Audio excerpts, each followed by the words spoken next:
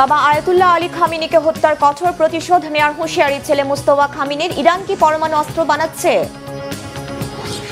হত্যা চেষ্টা হলে ইরানকে পুরোপুরি ধ্বংস ও মুছে ফেলার হুঁশিয়ারি আমেরিকার প্রেসিডেন্টের। সত্যি কি ট্রাম্প খুন হতে পারেন? প্রবল ঝড় বৃষ্টিতে নাজুক অবস্থা জাপান, চীন ও তাইওয়ান সহ পূর্ব এশিয়ার কয়েকটি দেশের। কোথাও যাবে উপকূলের লাখো অধিবাসী। এবার বাবা ইরানের প্রয়াত সর্বোচ্চ ধর্মীয় নেতা আয়াতুল্লাহ আলী খামিনিকে হত্যার কঠোর প্রতিশোধ নেয়ার কড়া হুঁশিয়ারি দিয়েছেন ছেলে। দেশটির বর্তমান সর্বোচ্চ নেতা মুস্তফা খামিনি বললেন, আলী খামিনি নিষ্পাপ ও পবিত্র রক্তের শোধ তোলা হবে। আয়াতুল্লাহ আলী খামিনির দাফনের পর এই প্রথম এত কড়া হুমকি দিলেন মুস্তফা খামিনি। এমন পরিস্থিতির মাঝে মার্কিন সংবাদ মাধ্যম সিএনএন এক প্রতিবেদনে জানিয়েছে, ইরান আবারও পারমাণবিক স্থাপনা মেরামত ও নির্মাণ শুরু করেছে। এই চাঞ্চল্যকর তথ্য সামনে আসার পর প্রশ্ন উঠেছে, ইরান কি এবার সত্যি পরমাণু অস্ত্র বানাবে না? এবার বাবা হত্যার চরম প্রতিশোধ নেয়ার কড়া হুঁশিয়ারি দিয়েছেন ইরানের প্রয়াত সর্বোচ্চ ধর্মীয় নেতা আয়াতুল্লাহ আলী খামেনির ছেলে, দেশটির বর্তমান সর্বোচ্চ নেতা মোস্তফা খামেনি। বাবা আলী খামেনি হত্যার পর এই প্রথম এত কড়া ভাষায় হুমকি দিলেন তিনি। নিরাপত্তার কারণে বাবার জানাজা ও দাফনে অংশ নিতে না পারা মোস্তফা খামেনি বাবার নিষ্পাপ রক্তের প্রতিশোধ নেয়ার অঙ্গীকার করেন। আয়াতুল্লাহ খামেনির জানাজায় লাখ লাখ মানুষের উপস্থিতিতে কৃতজ্ঞতা জানিয়ে বলেন, প্রতিশোধই ইরানি জাতির ইচ্ছা, যা জানাজায় সাধারণ ইরানিদের উপস্থিতি প্রমাণ করে। আয়াতুল্লাহ আলী খামেনির জানাজা ও দাফনের পর এই প্রথম এলো ছেলে মোস্তফা খামেনির লিখিত বক্তব্য। গেল ফেব্রুয়ারিতে ইসরায়েল ও আমেরিকা বিমান হামলা চালিয়ে আয়াতুল্লাহ আলী খামেনিকে হত্যার পর থেকেই লোকচক্ষুর আড়ালে ইরানের বর্তমান সর্বোচ্চ ধর্মীয় নেতা মোস্তফা আলী খামেনি।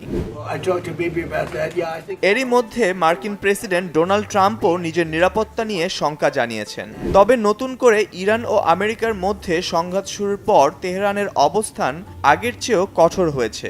বৃষ্টির মতো হামলা চালিয়ে রীতিমতো বিধ্বস্ত করে দিয়েছে মধ্যপ্রাচ্যের বিভিন্ন দেশে থাকা মার্কিন ঘাঁটি ও স্থাপনা। আর এমন পরিস্থিতির মাঝেই মার্কিন প্রভাবশালী সংবাদ মাধ্যম সিএনএন জানিয়েছে, যুদ্ধবিরতির মধ্যে পারমাণবিক স্থাপনা মেরামত করেছে ইরান। ওয়াশিংটন ভিত্তিক গবেষণা প্রতিষ্ঠান institute for science and international এর সহায়তায় স্যাটেলাইট চিত্র বিশ্লেষণ করে সিএনএন জানায়, তেহরানের দক্ষিণ পূর্বে অবস্থিত পার্চিন সামরিক কমপ্লেক্সের ভেতরের তালেগান 2 এলাকায় নতুন করে নির্মাণ ও মেরামতের কাজের আলামত পাওয়া গেছে। জুনের শেষ সপ্তাহ এবং জুলাইয়ের শুরুতে ধারণ করা ছবিতে বোমা হামলায় তৈরি হওয়া গর্ত ঢেকে ফেলা এবং ক্ষতিগ্রস্ত অংশে নতুন কাঠামোগত কাজের চিহ্ন দেখার দাবি জানিয়েছে সংবাদ মাধ্যমটি।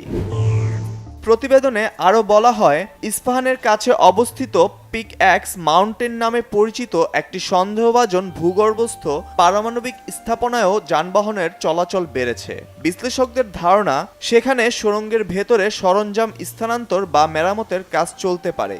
যদিও এসব কার্যক্রমের প্রকৃত উদ্দেশ্য সম্পর্কে কোনো স্বাধীন নিশ্চিত তথ্য প্রকাশিত হয়নি। অন্যদিকে সিএনএনের প্রতিবেদনে বলা হয়েছে, ইরানের প্রধান পারমাণবিক স্থাপনা ইস্পাহান, ফোর্দো এবং নাতানজে এখন পর্যন্ত উল্লেখযোগ্য নতুন নির্মাণ কাজের স্পষ্ট প্রমাণ পাওয়া যায়নি। একই সাথে কয়েকটি ক্ষেপণাস্ত্র সংরক্ষণ কেন্দ্রেও মেরামতের কাজ চলার ইঙ্গিত মিলেছে বলে দাবি করা হয়েছে। তবে এ ব্যাপারে কোনো আনুষ্ঠানিক প্রতিক্রিয়া জানায়নি তেহরান। এই স্যাটেলাইট চিত্র এমন এক সময়ে প্রকাশ পেয়েছে যখন যুক্তরাষ্ট্র ও ইরানের মধ্যে নতুন করে সংঘর্ষ ও উত্তপ্ত বাক্য বিনিময় চলছে। একে অপরের বিরুদ্ধে যুদ্ধবিরতি ভঙ্গের অভিযোগ তুলছে ইরান ও আমেরিকা। সামাজিক যোগাযোগ মাধ্যমে মার্কিন প্রেসিডেন্ট ডোনাল্ড ট্রাম্প দাবি করেন, দুই পক্ষের মধ্যে নতুন করে আলোচনা চললেও যুদ্ধবিরতি কার্যত শেষ হয়ে গেছে। জবাবে ইরানের পররাষ্ট্রমন্ত্রী আব্বাস আরাকচি বলেন, তেহরান এখন পর্যন্ত নিজেদের প্রতিশ্রুতি রক্ষা করেছে। তথাকথিত মার্কিন অর্থমন্ত্রীর মতো নয়, যিনি সমঝোতা স্মারকের 9 নম্বর অনুচ্ছেদ লঙ্ঘন করেছেন।